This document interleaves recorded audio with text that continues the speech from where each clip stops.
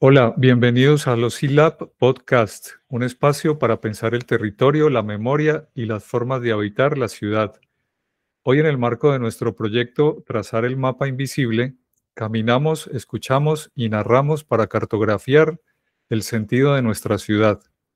Hoy tenemos un invitado de lujo, alguien que ya ha hecho este trabajo de escuchar la ciudad. Es Marco Horacio García Castaño, autor del libro Muros Confidentes, que es una herramienta que contribuye a entender el patrimonio y la identidad de Armenia. Marco, qué gusto tenerte aquí. Carlos, muchas gracias por la invitación. Es un placer para mí también compartir este espacio contigo. Bienvenido, Marco, esta es tu casa. Gracias. Antes de entrar a hablar de los murales, me gustaría que nuestra audiencia pudiera conocer un poquito más acerca de ti, del intérprete. Entonces quería preguntarte cómo nació tu interés por los murales y cómo ha ido evolucionando tu visión del tema a lo largo de este tiempo, de tus viajes. Bueno, Carlos, mi interés por los murales es relativamente reciente porque siendo contratista de la administración municipal, fui testigo de la elaboración de los murales que hay alrededor del CAM a cargo de Henry Villada y su equipo. En esa ocasión, tal vez, eso fue creo que en el año 2017, más o menos por esa época, pues me impresionaba mucho el formato, el tamaño y todo el trabajo que ellos estaban haciendo allí, subido en los andamios, y lo que se iba revelando cada día a partir del trabajo de estos artistas. Entonces allí pues tuve como un primer contacto visual y de sensibilidad con esta obra, pero que luego se vino a concretar cuando quise hacer un proceso de homologación de mi pregrado como ingeniero industrial para acceder a la tarjeta profesional de guía turístico en una formación con el SENA. En esa ocasión, pues fui requerido para presentar una idea de proyecto final y escogí el mural del CAM, que tiene por nombre Patrimonio Natural del Paisaje Cultural Cafetero, El CAM es el como Centro Administrativo Municipal, donde está la sede de la exactamente, alcaldía. exactamente. Allí, pues, tenía que escribir un guión acerca del mural como trabajo final y finalmente llevar a los compañeros del curso de la homologación a hacer un recorrido de interpretación. Entonces, luego de este recorrido que tuvo más o menos una duración de una hora porque le dimos la vuelta a todo el centro administrativo con los varios murales que hay allí, nos sentamos, hicimos algunos comentarios, tomándonos un café y sentí algo así como que la actividad había despertado un interés en los asistentes. Parecía pues como interesante pararse frente a una obra de estas y tratar de sacarle el jugo. Entonces, allí, digamos que reforzó un poco la idea que finalmente pues dio origen como a esa propuesta del libro que pues tiene como un poco más de desarrollo con el paso del tiempo. Pero allí fue como el primer contacto, pararme frente a una obra de gran formato y sentir que esa obra tenía algo para contarnos. De ahí nace pues la idea del libro Muros Confidentes, es decir, muros que quieren contarnos historias. Claro, ahí ya esos muros empezaban como a llamarte.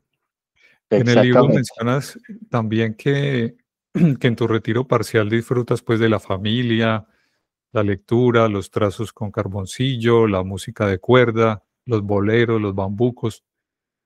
¿Tú cómo crees que esa sensibilidad por estas actividades artísticas, esto que tú en el libro llamas la chifladura, eh, cómo se relaciona con el tema de los murales? ¿Crees que ahí había una conexión? ¿Cómo entiendes ese vínculo? Bueno, dentro de mi familia hay varias personas que tienen una importante sensibilidad por el arte. Mi padre era un gran lector, y mi hermano médico era un hombre muy sensible. Él escribía, era un gran lector, escribía, dibujaba, fotógrafo, visitante de los museos más importantes del mundo en sus viajes.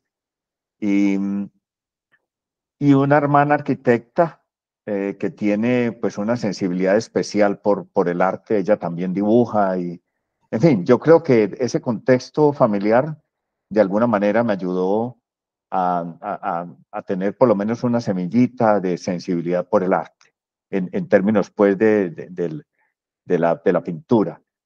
Eh, en cuanto a mis trazos de niño, mi padre me regalaba me llevaba unas revistas en las cuales la idea era a través de unas cuadrículas aumentar el tamaño de la figura, y ese fue como primer encuentro.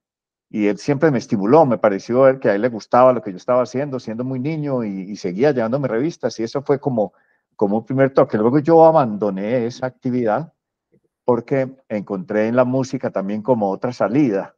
Eh, y por ahí empecé ya como a interesarme en la música de cuerda, que desde muy pequeño, quizás desde los 13 años, empecé sin ninguna formación académica, pero con mucho interés, como con una especie de fascinación.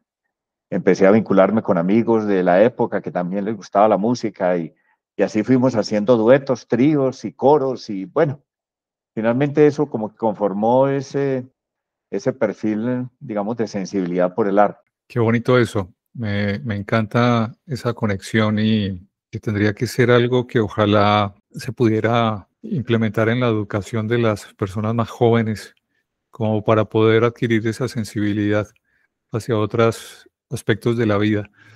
Bueno, Marco, me gustaría proponerte, a partir de tu libro que analiza 5 murales que me parece que son bastante claves, pues no vamos a describirlos todos, pues para eso invito a las personas que nos están viendo a adquirir esta joya de libro que es muy bonito, además es muy práctico, y quisiera que de pronto entremos en 3 de ellos, que me parecen bastante significativos. Empezando por el que entiendo es el más antiguo, que se titula Epopeya del Quindío, que fue hecho en 1986 por Antonio Valencia Mejía, que de alguna manera narra la historia oficial y que está en la gobernación del Quindío, al interior de la gobernación, sobre el hall de acceso.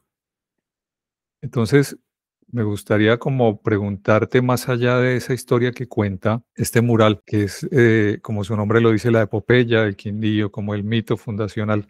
¿Qué es lo que más te impacta a ti personalmente de esa obra? Bueno, hay dos detalles que me impactan de la obra. El primero es como el rango del tiempo que está incluido en la obra. En la parte superior se observa como esa época precolombina donde ahí se evocan como las poblaciones indígenas de la región, y con un complemento de su flora y de su fauna.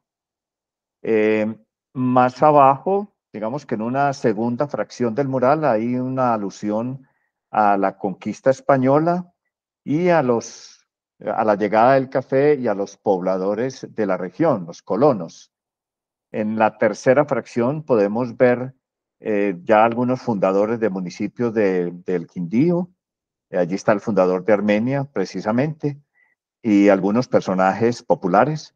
Y en la parte inferior hay unos personajes del siglo XX, donde en la lista que acompaña un pergamino que hay allí en el lugar, pues hay presencia de personas de leyes, educadores, empresarios, periodistas, una serie de personajes del siglo XX, artistas también, poetisas, y entonces me parece que es una obra muy interesante por el rango, digamos, histórico que cubre, número uno. Y la segunda parte, tuve ocasión de visitar el mural recientemente con el maestro Henry Villada, y él nos estuvo explicando cómo la técnica del fresco, que es la que está aplicada allí en este mural, era pues tan sofisticada, tan compleja, que me llevó a entender lo difícil de haber hecho esta obra. digamos que por una sola persona y quizás un asistente. Entiendo que el fresco no domino pues este tema, pero el fresco implica una preparación de la superficie muy minuciosa, muy de pequeñas áreas, casi que hay que ir haciendo unas pequeñas fracciones del mural, lo que implica pues un trabajo casi que diario para poderlo aprovechar la preparación. Y eso me llamó mucho la atención. Yo pienso, no sé cuánto tiempo demoró el maestro haciendo esa obra, pero según entendí por la técnica, tuvo que haber sido un esfuerzo muy grande, pues también en los andamios y en la preparación del material. Esas dos partes me parecieron muy interesantes. Sí, a mí me llama la atención que está lleno de personajes muy diversos de, bueno, diferentes épocas. Y me gustaría preguntarte si tú pudieras de alguna manera sacar de ese mural uno de esos personajes y conversar con él, preguntarle cosas. ¿A quién elegirías? Allí está Jesús María Ocampo, el Tigreros, que es la referencia de la fundación, o hay unos colonos anónimos.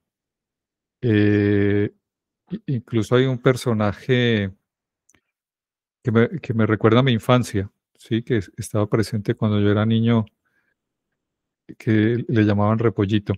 Pero bueno, ¿qué le preguntarías? ¿Quién y qué hablarías con él? ¿Qué tema te gustaría indagar de la historia que a veces esos vacíos que hay en esos relatos históricos quedan ahí pendientes?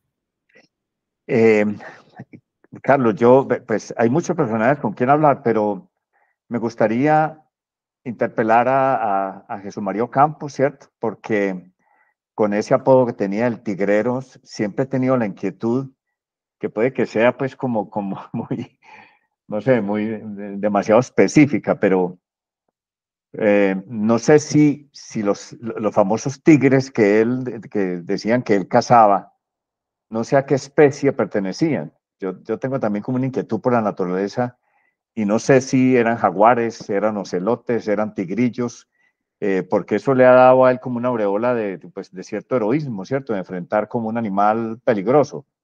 Entonces, no sé si en la región hubo jaguares alguna vez y si esos eran los tigres que él cazaba, no sé. Y lo otro, si eran, pues, a qué especie en particular podrían pertenecer. Y a Lilia Pérez, como tú dices, yo la conocí, Repollito. Yo la vi desfilar por Armenia, nunca hablé con ella. Comentando con algunos amigos, me dicen que ella saludaba a todo el mundo, era un personaje que muy popular, que se subía en el carro de bomberos, que cuando ganaba el Deportes Quindío, ella era una de las hinchas más eufóricas y más felices con el logro. Eh, Me la quiero imaginar en el año 1956, donde cuando Quindío fue campeón y que cómo habrá vivido ella ese momento del Quindío campeón, que ya pues el Quindío nunca lo volvió a lograr y ya hoy está en la segunda división hace mucho tiempo, con una hinchada que añora tiempos mejores para esto. Claro, si ella era una persona de corta estatura, y no sé si a eso se deba su nombre de Repollito, me dicen que vestía muy bien, que también parece que vivía como en un hogar, eh, como en un hogar de paso cerca al Parque Uribe, camino al puente de Don Nicolás, y que trabajaba en una sombrerería por ahí por la carrera 17 con calle 22.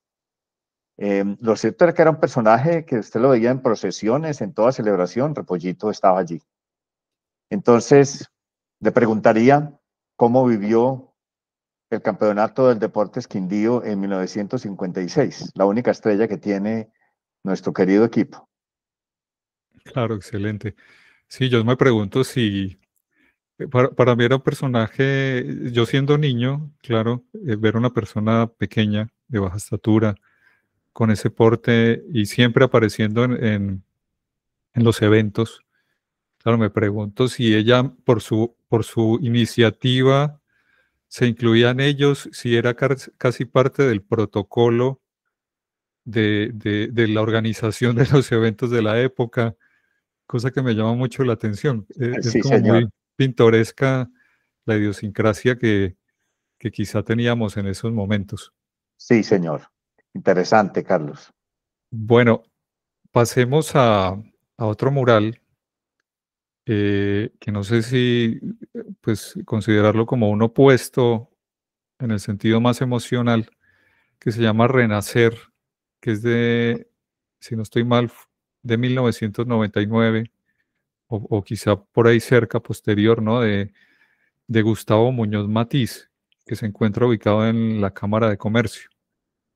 Este mural es una respuesta al terremoto. Eh, ¿Qué te evoca a ti? ¿Qué lugar o sensación de ese 1999, de ese hito histórico en esta ciudad que prácticamente le cambió el rumbo, te trae de vuelta ese mural?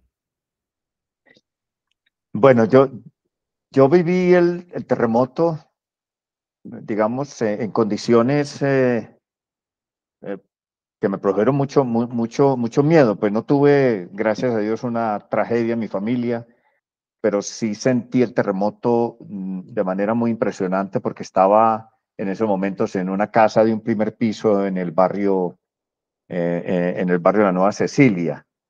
Sentí rugir la tierra. Ya había sentido muchos temblores en mi vida, pero ese fue particularmente, pues, muy tenebroso. Eh, y fui, pues en ese momento tuve que desplazarme a buscar a mi familia, a mis hijos, a mi mamá, y ella estaba en el centro de Armenia. Por la tarde en Armenia tuvimos un episodio familiar que creíamos que un cuñado estaba por allí entre las ruinas y fue muy fuerte. Y luego tuve la ocasión de trabajar en la Fundación de Iglesias Cristianas del Quindío en el proceso de reconstrucción, donde manejamos algunas ayudas y unos proyectos con recursos internacionales. Entonces pude ver como el proceso de reconstrucción y de lidiar un poco con todas estas ONGs que fueron encargadas de esto. Eh, y ver cómo la ciudad, de alguna manera, como lo dice Gustavo Muñoz Matiz, quien en la interpretación que me envió del mural y de cómo concibió la obra, pues me pareció muy interesante el énfasis que él hace en dos aspectos. Uno, en la resiliencia del ciudadano, del habitante de Armenia, y dos, en la gran participación del sector cultural en los procesos de reconstrucción.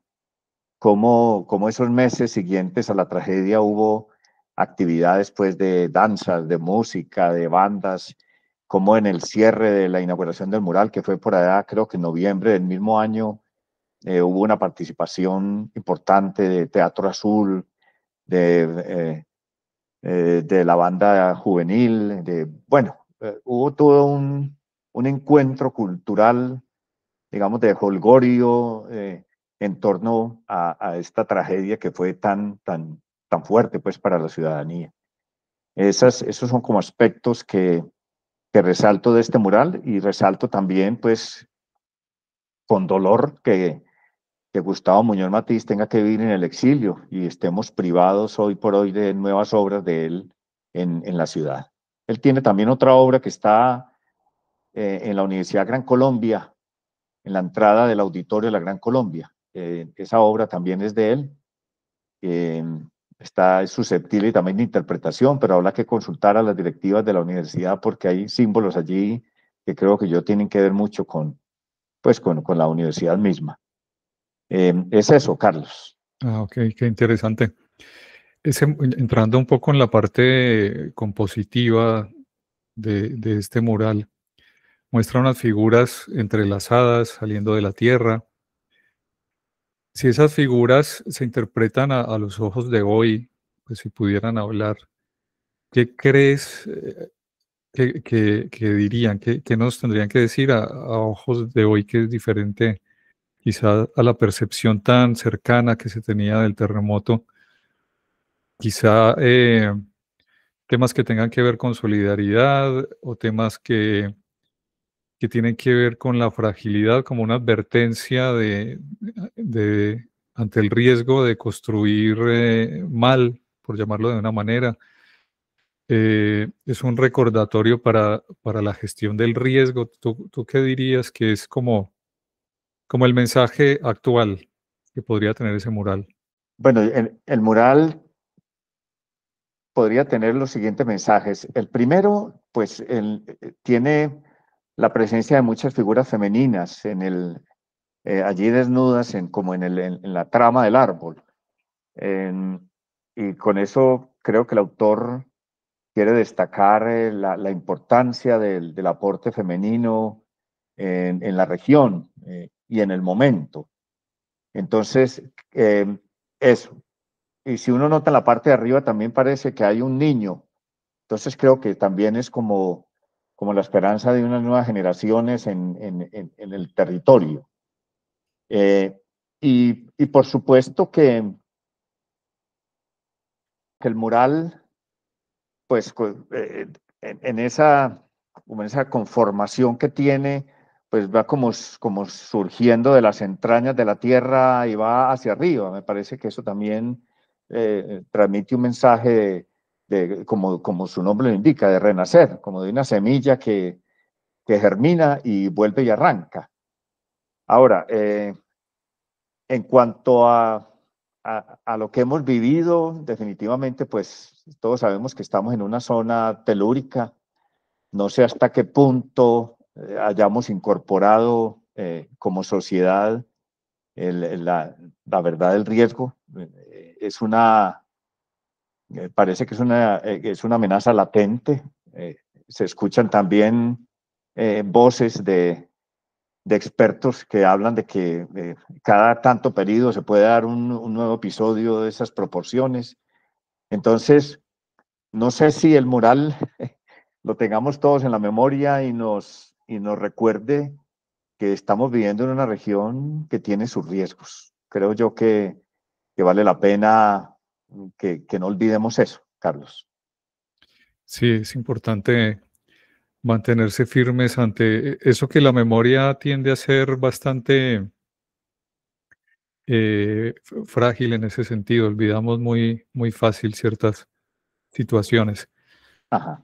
Bueno, y el tercer mural que quería que analizáramos, que miráramos, es más reciente, si no estoy mal, es del año 2018, que es el que mencionaste antes, que se encuentra en el Centro Administrativo Municipal. Y si no estoy mal, el nombre de este mural es Patrimonio Natural del PCC. Así es. Ok, de alguna manera, este mural es una especie de estallido de naturaleza, ¿sí? Hay pájaros, ríos, montañas.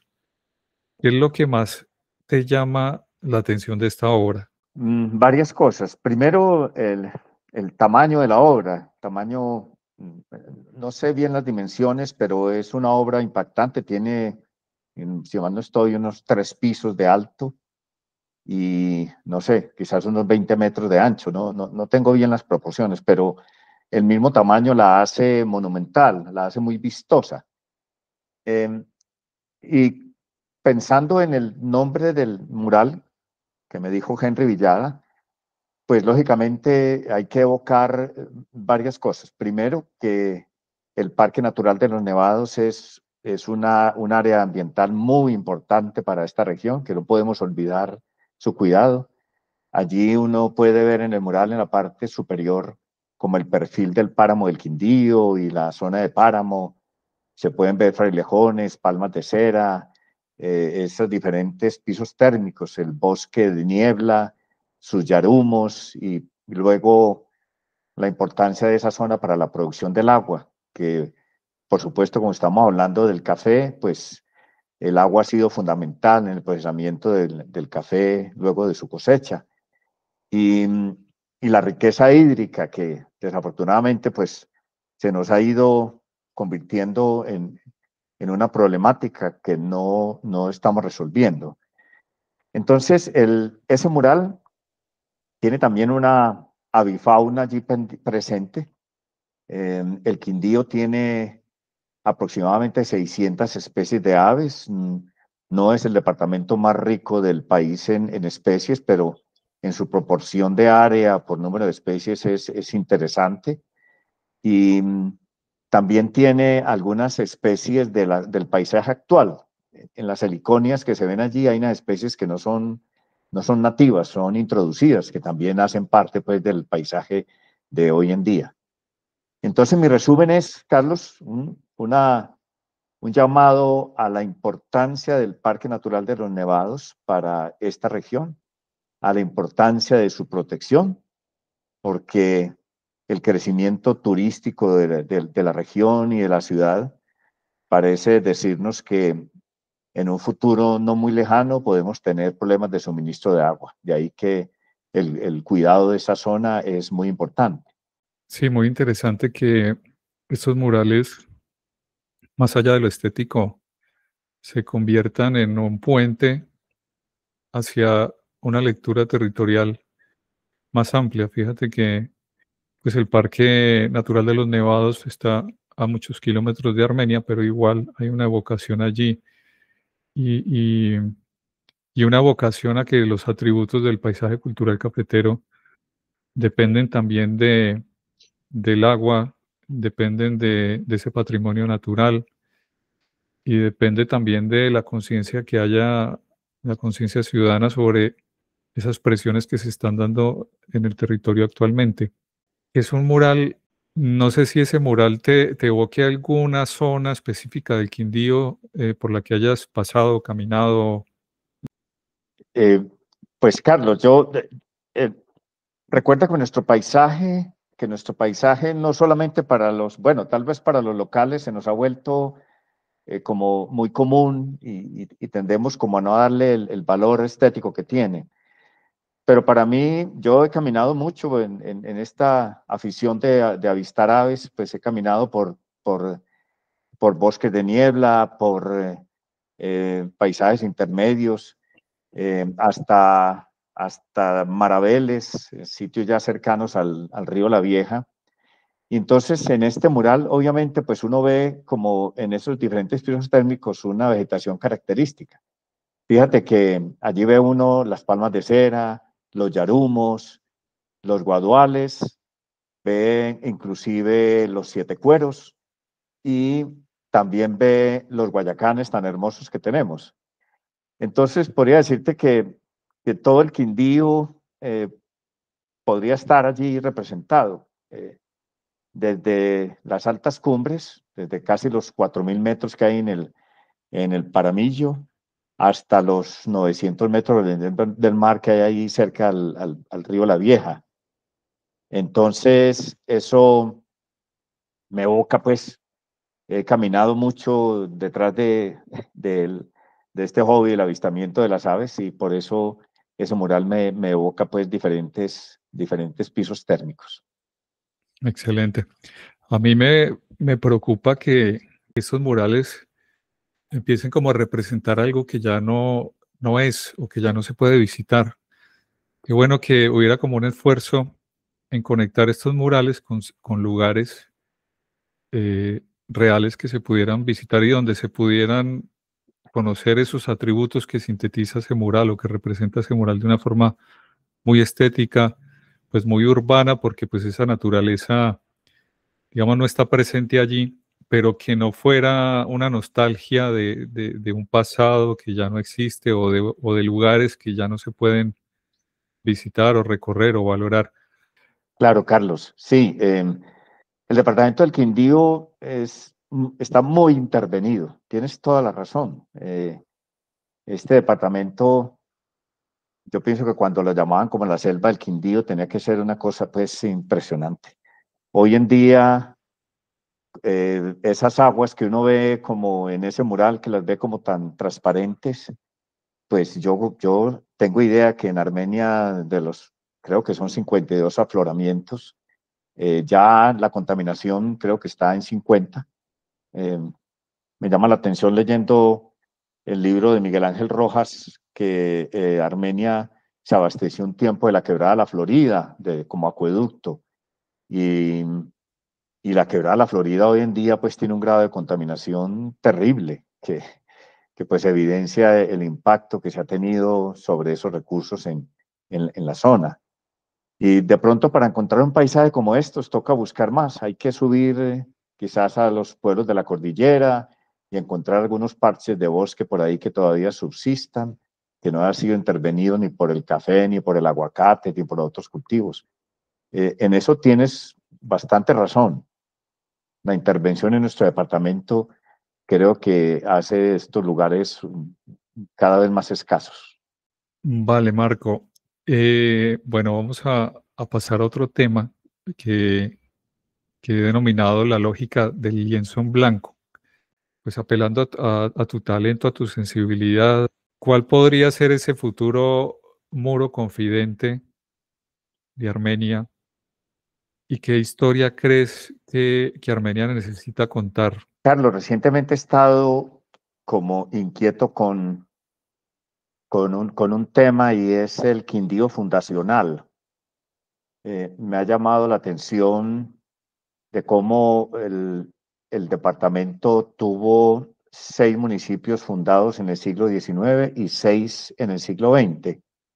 Y, y haciendo como un poco de exploración, encuentro que hay unas rutas comunes que me parece interesante. Por ejemplo, cómo el colono llegaba y abría una mejora, luego llegaba otro colono y hacía otra, y con el paso de los meses o de los años quizás empezaban a hacer unos procesos de avecindamiento y por condiciones del mercado era necesario establecer caseríos y, y bueno, y los caseríos empezaron por un norte de Armenia, primero eran corregimientos, luego eran ciudades, y esa ruta común de cómo nacieron nuestros pueblos me está llamando mucho la atención, porque ha sido la forma como se ha intervenido el territorio. Tengo como esa inquietud y me parece que una obra en ese sentido que muestre como el tiempo en el cual se descuajó esa selva, se fue convirtiendo en pequeñas parcelas, cómo se fueron integrando vecinos, cómo vieron la necesidad de establecerse de una manera pues más comunitaria y bueno, y de ahí para adelante, lo que sigue, el desarrollo posterior. Entonces, me parecería muy interesante poder tener una obra que muestre eso, ¿cierto? Que muestre como ese momento de convertir la selva que teníamos en el territorio tan intervenido que tenemos hoy.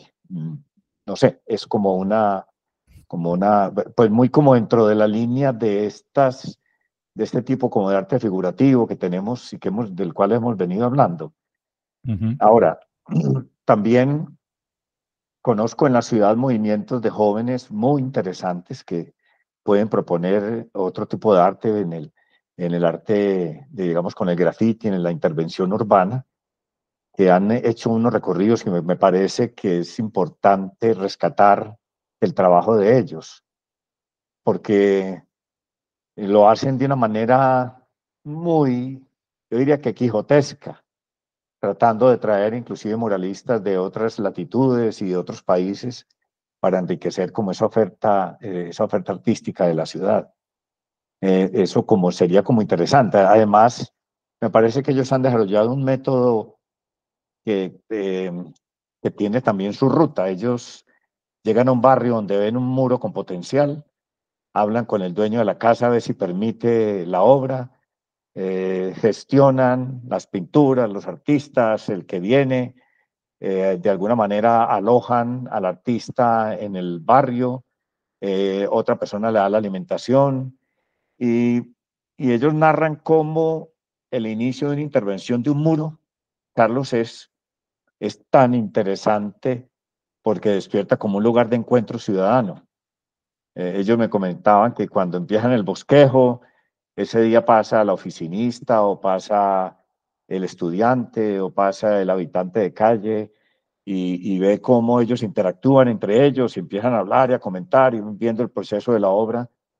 Entonces, creo que en Armenia hay un potencial artístico muy interesante para enriquecer la ciudad con unas bonitas intervenciones. A mí me parece muy interesante esa temática, también es algo que para ver cómo se está, digamos, armonizando la forma de ocupar el territorio actual o cómo estamos transgrediendo esas lógicas y ese equilibrio que había entre hombre y naturaleza, que finalmente es lo que, no sé si se Ajá. te ocurren lugares, fachadas, espacios donde se pudieran plasmar estas obras. Yo Ujú. estuve haciendo el recorrido de manera personal desde el Parque Sucre hasta el Parque Uribe y francamente encontré muy pocos espacios que tengan un potencial para una obra significativa. Tal vez hay un edificio cerca al Parque Uribe, eh, en el costado occidental, que parece ser que no va a tener un obstáculo allí de otra construcción. No recuerdo muy bien. Un edificio que tiene como 3 o 4 pisos, que tiene una pared grande que podría ser quizás donde se pueda hacer una obra significativa. De resto serían pedazos de muro muy pequeños que no creo que tengan una fuerza pues como importante. Pero es una exploración que hice muy por encima. Claro, eso me lleva de pronto como a una pregunta final, pues de reflexión, que quizá deba ser un tema de reflexión ciudadana, de propiciar diálogos. Y es para ese futuro de esa cultura del encuentro cotidiano, o dónde podría haber más potencial para la ciudad. Invertir en un gran mural monumental o hacer esas microintervenciones artísticas en algunos rincones cotidianos que, digamos, están más a la escala del caminante, del peatón. Carlos, mira, un primer concepto, creo yo, está en el cuidado, en la recuperación actual de algunas obras que ya, por ejemplo, las que contiene el libro, hay Ujú. unas obras que están ya mostrando un deterioro. Pues obviamente los murales, por estar expuestos a los elementos, tienen una Claro. vida más corta, pero eso no quiere decir que los abandonemos, ¿verdad? Ujú. Entonces, digamos que una fase podría ser esa, de lograr, De recuperación. sí, la recuperación, una recuperación, porque ya hay algunos que están siendo vandalizados. Claro. No sé si como efecto de la percepción de que los murales están siendo abandonados o se están viendo feos, entonces no falta quien lleve un aerosol y le pinte alguna cosa. Entonces, esa es una de las fases, es decir, recuperar esos. Yo creo que en razón a la escasez tendríamos que pensar en sitios como en microespacios, como tú los llamas, porque no veo superficies de una área tan grande y además tampoco veo clara la financiación de estos trabajos. Yo creo que es importante reconocer que el alcalde Carlos Mario Álvarez quiso hacer de Armenia un museo al aire libre y financió algunas de las obras de formato grande, pero yo ahora no veo como ese espíritu en la ciudad, no lo veo. De hecho, en el costado occidental del CAM hay un mural que fue espléndido y hoy en día da lástima verlo. Está invadido por el hongo y ni se limpia, ni se, ni se, ni se borra, ni se reemplaza. Entonces, eso me parece que dice mucho de lo que está pasando como en ese contexto. Ahora, me parece que hay unas posibilidades desde el punto de vista tributario para la empresa privada, que si invierte en cultura tiene unas exenciones importantes, pero creo que falta difundir eso y conocer muy bien la formulación de los proyectos para animar al sector empresarial a que participe también. Mirando posibilidades, haciendo como un análisis más específico de cómo estas nuevas edificabilidades que está permitiendo la planeación en altura están generando muchas veces edificaciones que tienen fachadas que a veces quedan ciegas y que realmente no contribuyen mucho al paisaje urbano.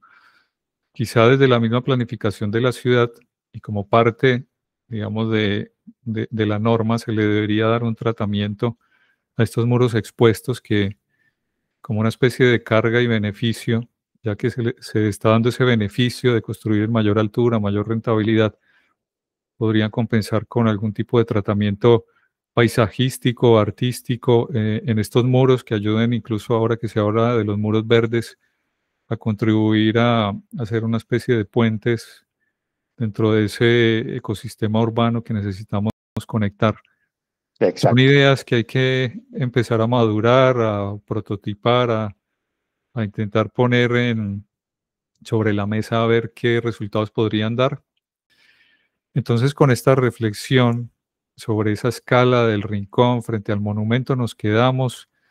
Yo creo que, Marco, gracias a ti hemos empezado a trazar un mapa muy interesante, muy fascinante, desde los muros confidentes que nos dan la historia oficial hasta el potencial de esos lienzos silenciosos que están allí esperando a que alguien los observe y cuente una historia contemporánea de nuestra ciudad, de nuestra sociedad a través de ellos.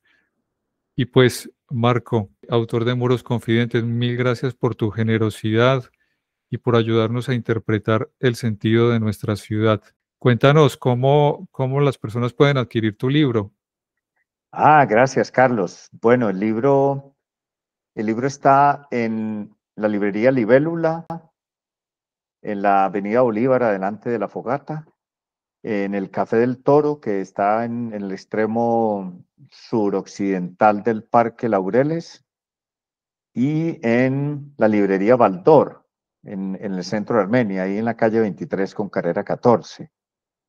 El libro, pues, ha sido hecho con mucho cariño por la ciudad. La verdad que lo disfruté mucho y me ha puesto a pensar en esa, como en esa falta de presencia en las escuelas con la historia nuestra, ¿cierto? Yo, haciendo el libro, me vi como enfrente de que desconocía mucho de mi historia y de la historia de nuestra ciudad, y que en esa indagación pues se me han presentado cosas muy interesantes. Pero pienso yo ahora en mi nieto. Mi nieto ya no sabe qué fue un arriero, ni sabe cuál fue la importancia de la arriería. Y entonces digo, ¿qué está pasando? No estamos enseñando en las escuelas nada de esto. Se nos está perdiendo esa historia importante de nuestras raíces. Y bueno, con este libro espero aportar un poco, por lo menos a que nos animemos a explorar algo más de nuestra historia, algo más allá, y explorar nuevas ideas. Es como mi reflexión final. Y, y ya para terminar, Carlos, pues creo que parte del problema que tenemos también es como la falta de dedicarle tiempo a la contemplación. El corre-corre diario de nuestras actividades nos ha llevado a que pasemos frente a la obra y quizás nos llame la atención, pero rápidamente, en pocos minutos, nos alejamos y nos pareció muy bonita, pero no estamos yendo más allá de la piel del mural. Y como te comentaba en estos días, he querido parafrasear la sigla del PCCC, del Paisaje Cultural Cafetero Colombiano, diciendo que en el Quindío tenemos un patrimonio para contemplar, conocer y conservar. Ese es como un mensaje final, y que quiero pues como dejar en esta charla. Muchas gracias, Carlos, por la invitación. A ti, Marco, Bien. muchas gracias y ha sido un placer tenerte aquí. Y a todos los que nos escuchan, los invito a conseguir el libro Muros Confidentes de Marco Horacio García. Yo soy Carlos Garzón y esto fue Los Lab Podcast. Sigan caminando, contemplando y escuchando su territorio. Este episodio hace parte del proyecto Cartografías del Sentido en Armenia, Voces y Relatos de un Territorio. Los invito a que nos sigan en YouTube y en ciudadterritoriopaisaje.org para más historias sobre arte, territorio y ciudadanía. Hasta luego.